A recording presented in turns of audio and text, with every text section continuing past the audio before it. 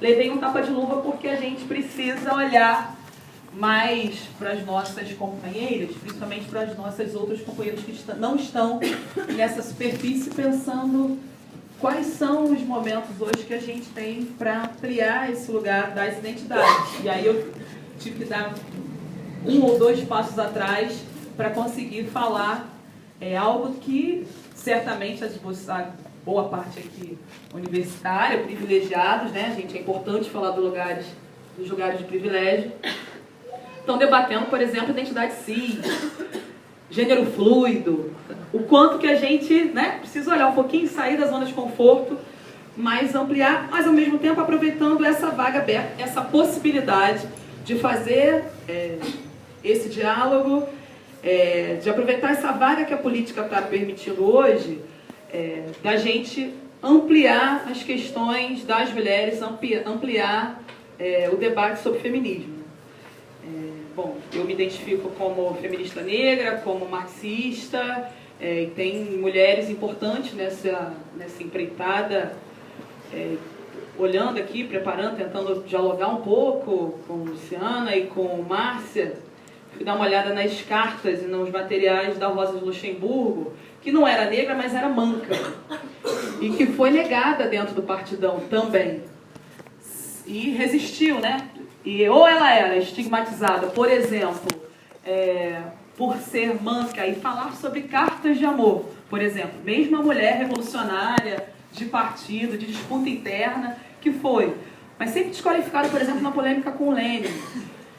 Se a gente não olhar, não conseguir dialogar e ampliar esse lugar, né, do que foi o século XIX, do que foi o século XX, para onde a gente se encontra hoje, fazer esses diálogos históricos, a gente perde a perspectiva de fazer disputas por direitos, de fazer disputas por igualdade dos direitos. Porque antes do que estava sendo colocado, ainda era, por exemplo, o direito à fala, que muitas das vezes é negado ainda nos espaços. Por exemplo, se a gente pensar espaços de esquerda.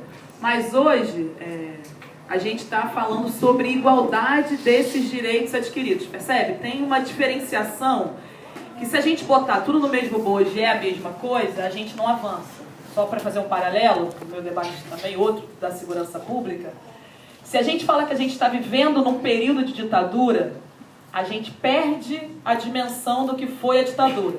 A gente pode falar dos índices de homicídios, dos índices de desaparecidos, a gente pode fazer alusões em termos agora o processo de censura.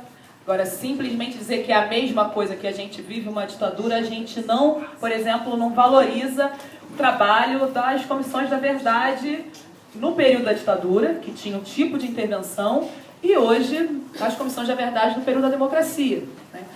Os requintes são outros, então isso a gente precisa para a gente poder enfrentar de fato, né? Ou a favela é a mesma, se a gente fizer uma análise rasteira nesse sentido de não aprofundar, de não ir ao radical da palavra, né? Enfim, da gente não aprofundar nas questões que estão colocadas. Então, trazer esse século XXI por exemplo, fazer diálogos através da tecnologia, né? Acho que a gente fazer política através da tecnologia nos tempos de feminismo é importante. Acho que tem grupos de mulheres. Esses dias eu fui entrevistada por um grupo de mulheres pesquisadoras do laboratório, por exemplo, da prostituição, que está fazendo um trabalho muito importante pela UFRJ, das análises do quanto a articulação dessas mulheres se dá pela rede social, ou um outro movimento que é um outro tipo de mulheres, né? No qual eu muito me identifico por ser mãe, ter sido mãe da adolescência, que são as mães hoje, as doulas, no que foi agora essa última movimentação das mulheres doulas, pela garantia das doulas no serviço público. O que isso significa? Eu tenho uma filhada de 5 anos que ela teve doula, mas a mãe morava em Niterói, está no grupo das privilegiadas, tem um outro acesso. Se eu falar sobre doula com aquela minha amiga manicure que está falando com vocês agora, vai ser outro tapa de luva e a gente não avança. O lugar hoje da articulação via redes sociais dessas mulheres importantes, como as mulheres doulas, se dá pela atuação delas no serviço público. Elas não estão falando que tem que estar na Santa Bernadette ou nos hospitais, nas maternidades públicas. O reivindicar dessas mulheres, com muita luta, com um projeto de lei que foi negado e recebeu 200 e poucas emendas, e elas pressionaram, se articularam, foram em todos os gabinetes, os 70 gabinetes que a LERJ compõe, e conseguiram aprovar, e a lei está sancionada. Ou seja, isto é uma articulação que nos permite hoje as redes sociais. É claro que a gente tem pontos negativos, como tem em várias ações. A gente vai precisar se reorganizar e se rearticular enquanto feministas, pensando o que nos une e não o que nos separa, para, por exemplo, avançar no que foram as hashtags nesse último período. O que foi primeiro assédio, o que é o resultado do blog do Agora Que São Elas, o que é assim que Olga, enfim. Sem perder os elementos de feministas históricas, por exemplo, e do que é a articulação do 8 de março, que no movimento esquerda, e acho que no geral aqui a gente se reivindica como progressista, pelo menos, cada um com a sua formação, cada um com o seu lugar de origem, né, para chamar a Rosa de novo, ou luxemburguista, ou leninista, centralizada por partidos ou anarquistas. Mas muitas das coisas que nos unem pelos direitos das mulheres foi colocada no ano que passou pela Primavera das Mulheres, mas desde 2008, pelo menos, que eu acompanho todos os atos do 8 de março. Com a MB, UBM, Cantra, e aí, né, temos companheiros na partida Chuma, Nilceia, Ângela Freitas, Ângela Bob, mulheres que estão nessa construção. E aí, para saudar hoje a ministra que faleceu, a Luísa Bairros, né, uma mulher negra, do movimento negro, mas na disputa do feminismo também por dentro do MNU. E acho que a gente pode citar várias, mas acho que essa geração, e aí eu estou chamando mesmo a responsabilidade social e a responsabilidade política do que a gente tem hoje para enfrentar o debate sobre feminismo, que é fazer resgate histórico, ter responsabilidade com as que vieram antes de nós, né? Nós, negras, não reivindicamos o Ubuntu, nossos passos vêm de longe, que a gente consiga fazer esse resgate das ancestralidades, os resgates anteriores, mas também avançar nas inovações, né? Eu acompanhando todos esses últimos atos que eu falava anteriormente, nunca vi uma coluna, como o movimento esquerda fala, uma frente de um ato só de mulheres negras. Nunca vi, pelo menos nos últimos 3 anos para trás, tá? Atos só com mulheres mães, com seus filhos, as suas crias, né? Daí, o movimento de mães e crias, se não me falha a memória, acho que é esse o nome, das mães que estavam com seus slings, levando suas filhas, seus filhos já para a articulação política, para a atuação política, garantindo a segurança das demais companheiras. A gente tem que lembrar que a gente passou por 2013, né, por uma atuação violenta e repressão desse Estado nas movimentações de esquerdas, e essas mães garantiram e garantem também esse tipo de proteção, porque a visibilidade, o olhar sobre o ato é outro. Então, aproveitar esse tipo de intervenção para a gente diminuir, por exemplo, como eu falava das doulas, o distanciamento das casas legislativas. Espero que todo mundo esteja acompanhando os debates sobre as identidades de gênero, né? Quem não acompanhou, acho que vale, principalmente os homens, e aí chamar os homens, agradecer, porque eu acho que mesmo espaço esses, no qual... Faltam 10 ou já não está tranquilo. Mesmo espaços como esses, onde a gente tem, felizmente, essa maioria de mulheres, com 2 mulheres negras, onde a gente consegue pautar e ter uma representatividade paritária, né? A gente está na época de avançar nos debates sobre as cotas, a gente quer mais do que a cota, mais do que alguém está dizendo que pode nos dar, né? Vamos pensar no debate das igualdades. E essa igualdade não está colocada, por exemplo, nas casas legislativas. Acho que a representatividade, vou deixar para a Luciana ou para o Márcio, se quiser complementar, a gente viu a composição do ministério desse governo golpista, né? Então, acho que é isso, a gente já avançou. De qualquer forma, a gente tem que ampliar o diálogo sobre como que esses representantes, como que esses legisladores hoje olham para cada uma de nós que estamos aqui. Lembrei dos homens, porque acho que é isso, a gente não supera o machismo se a gente não estiver junto. O protagonismo é nosso, mas os homens têm que estar juntos, porque senão a gente não avança. A gente vai ditar, a gente vai estar na frente, é o lugar e é o tempo onde as representatividades importam. Não é qualquer representatividade, porque eu quero o meu campo, eu quero o meu lugar progressista no lugar lá de representação. Não quero qualquer um. E aí nessa linha do qualquer um, é a linha do que hoje possibilita na Câmara Municipal, por exemplo, ter intervenções e ter emendas que retiram de todo e qualquer projeto, por exemplo, quando tem gênero alimentício. Sabe assim? Não é só quando tem gênero. Gênero alimentício foi retirado de um projeto de lei que falava das escolas. A gente tem esse tipo de avanço. O que foi, eu li até num texto da Márcia, na CUT, o que foi uma moção de repúdio a Simone de Beauvoir na Câmara de Campinas. Gente, moção de repúdio a Simone de Beauvoir. É isso, é pra gente rir, mas é pra gente também estar situada na missão do feminismo que a gente tem que ter e do quão a gente precisa avançar. E aí tem total acordo, acho que as feministas negras estão pautando um lugar hoje fundamental, salve Giovana, Tula, enfim, algumas professoras que eu tenho lido, tentado fazer alguns diálogos, sobre o feminismo negro, não partimos do mesmo lugar.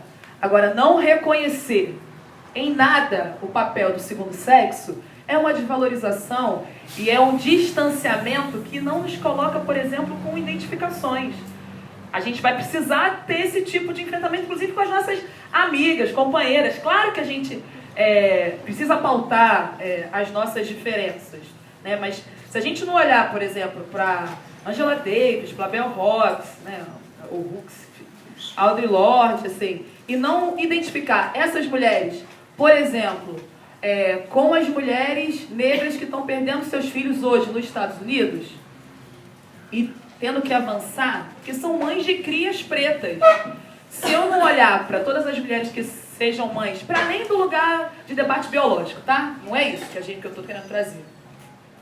Não é a naturalização porque a mulher tem que ser mãe, não é nada disso. É o lugar de quem é a mãe e de qual é a mãe hoje, e aí vídeo as mulheres da favela, que tem o seu receio, que tem o medo do seu filho voltar ou não, ou da sua filha voltar ou não. Eu fui mãe adolescente, hoje eu sou mãe de adolescente, a Leara está com 17 anos, e a gente se reivindica enquanto favelada, enquanto funkeira, e são alguns tipos de riscos de, por exemplo, racismo direto, por ela ser uma menina negra, funkeira, ou que é muito similar, por exemplo, das mães vítimas de violência do menino hoje, né, na semana passada, que foi assassinado com um tiro na cabeça no Borel, o Jonathan. E essa mãe, para trazer uma história pontual, enfim, enquanto mulher, de uma riqueza, de uma força e de uma dor que, quando foi mãe na adolescência, o primeiro filho é criado pela avó. Percebe? Então a gente tem um ciclo que a gente vai precisar ter um tipo de identificação e de intervenção. Afinal de contas, para mudar isso, tem um lugar da sociedade, onde a gente tem que sair do simbólico para o objetivo, e tem uma mudança estrutural também, né? Vídeo, racismo e machismo sendo estruturais, das políticas públicas. E aí a gente tem que chamar a responsabilidade de cada formação aqui. Das professoras, das advogadas, das escritoras, por exemplo, do grupo do Maremoto na Maré, que faz o debate com o diálogo, que é o grupo do CTO, com as Marias do Brasil, enfim, com as identificações necessárias para a gente avançar subjetivamente e objetivamente. Enfim, e aí, para ir concluindo em algumas coisas que eu não posso deixar de falar dessa vivência enquanto ativista de direitos humanos, enquanto mulher que coordena uma comissão de direitos humanos, que teve que sentar já com o Beltrame da vida, ou com o comandante da UPP, ou ter que fazer mediações de conflitos com essas figuras, o direito de sermos mulher, de sermos feminista, mas também de sermos feminina, de escolhermos o nosso trajeto. Lembra da Rosa, quando eu falei? O direito dessas mulheres de serem poetas, de falarem sobre afeto, de serem firmes, né? Porque não é a sensibilidade, não é o mimimi, mas de também não tem que se masculinizar, porque que história é essa que tem que estar igual homem para fazer essa disputa? E aí, chamando também Carolina Maria de Jesus, quando ela traz o quarto despejo e fala dos silenciamentos, e fala da sua vida através da poesia. Mesmo com a dureza, mesmo com a falta, né? Enfim, peguei uma época, final da Maré, que tinha palafita. Então, como é que vive? Então, acho que a gente colocar um pouquinho no lugar do outro, para poder ter esse lugar da alteridade das disputas, é fundamental do quanto que sobrevive fazendo poesia, né?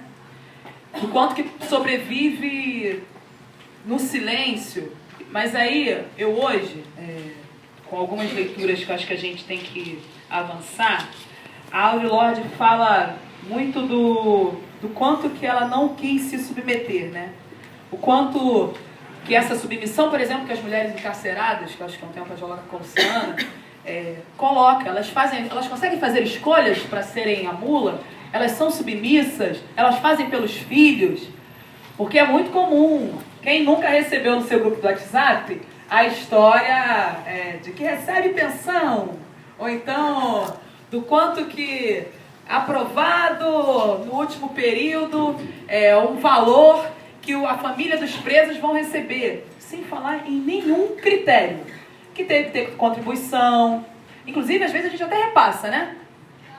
Se a gente não olhar para esse tipo de disputas simbólicas, a gente não pode silenciar e nem ser silenciada, a gente não avança. E aí, a Audre fala que há muitas maneiras de ser vulnerável, sendo mulher. Agora, uma que a gente não pode deixar é se calar. Que a gente fica mais vulnerável se nós nos silenciarmos.